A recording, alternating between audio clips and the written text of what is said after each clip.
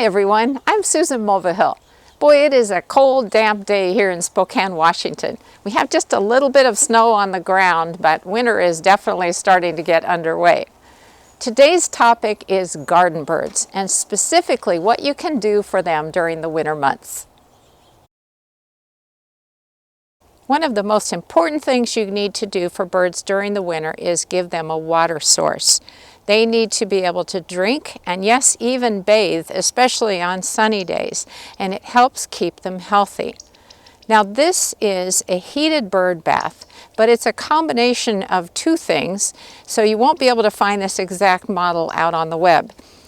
The top part of the bird bath is one that we bought years ago from Gardener's Supply, and then we put it into a heavy-duty umbrella stand so that it couldn't blow over or get knocked over, and that has worked really well for us. But it's very easy to find heated bird baths by doing a web search on the words heated bird bath, and you'll see all different kinds of models. There's even ones that fit over a deck railing, and so you can have them a little closer to your house to watch the birds. Now it's very important to keep the bird baths clean, so make sure that you scrub it out and refill it with fresh water every 2 to 3 days. Your birds will definitely thank you, and it will make your garden a magnet for them. We had quite a severe windstorm a few weeks ago that broke a lot of branches off of our crabapple tree. And so I was trimming them off and making a pile, and I was going to go move them to our brush pile, and then I thought, why not leave a pile of branches on the ground so that the quail and other birds can hide in them. You can see them approaching the pile right now, and just give them a little bit of extra safety and a place to kind of camouflage where they are should a hawk come through the yard. Let's talk about bird feeders for a moment. The best kind that you can buy are hanging feeders, preferably tube feeders, so that the birds cannot stand in the seed. One thing that can happen is that if you have a feeder where the birds can walk right through and stand in the feed, they will poop in it, and that is a very easy way to spread disease between birds. And so I heartily recommend using some type of a feeder that they can perch next to and pull seeds from rather than standing or walking through the seeds. We've hung a couple of suet feeders from the trunk of this crabapple tree, and boy is it popular with birds like this downy woodpecker that's nibbling on it right now. But other types of woodpeckers come to eat from it, as well as flickers, nuthatches, and many other birds. And that's because suet is a high energy food source for them. It's made with a combination of fat, and it has seeds and sometimes berries embedded in it. And this is a very popular addition for your birds.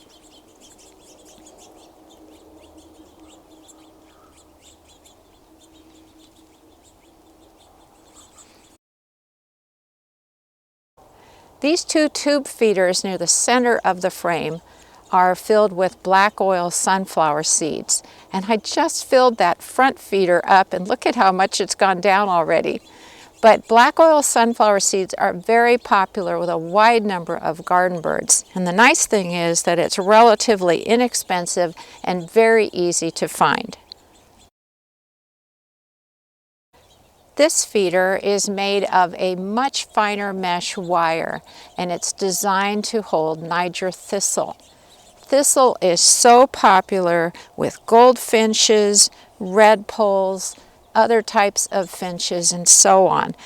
Unfortunately, the seed is pretty expensive, but it's so popular with different types of birds. So let me show you a fun thistle feeder that I also have in my garden this year. Check out this cute Holiday Lights string feeder from Gardener's Supply. I got it this winter, and it is made of a very fine wire mesh that holds Niger thistle, because Niger thistle seeds are so small. Well, this is so popular, especially with goldfinches, and I absolutely love watching them on it because they're usually upside down. It's just so much fun. So this is a fun, festive way to bring the birds into your garden. Now there are two other ways that you can bring the birds in, and it's very simple, but it does require a bit of forethought. One way is to plant native plants that produce berries because birds love them and they are such an important nutrition source during the winter months. This is snowberry. These berries are on an American cranberry bush, which is a native shrub, and it is so beautiful all year long. And the berries especially attract waxwings, both bohemian and cedar waxwings, and also robins. And what's the second method I mentioned for bringing the birds into your garden during the winter? Well, in the fall when you're cleaning up your garden, leave seed heads for birds to nibble on during the winter months, because those seeds are an incredibly nutritional source for them when it's really cold and they need it most. What you're looking at here are the seed heads of bee balm. Examples of other things would be globe thistle, coneflowers, gloriosa daisies, black-eyed Susans, lavender. There are all kinds of seeds that the birds will eat during the winter. And now, just for fun, I thought you'd enjoy seeing a slideshow of the types of birds that come and visit our garden during the winter.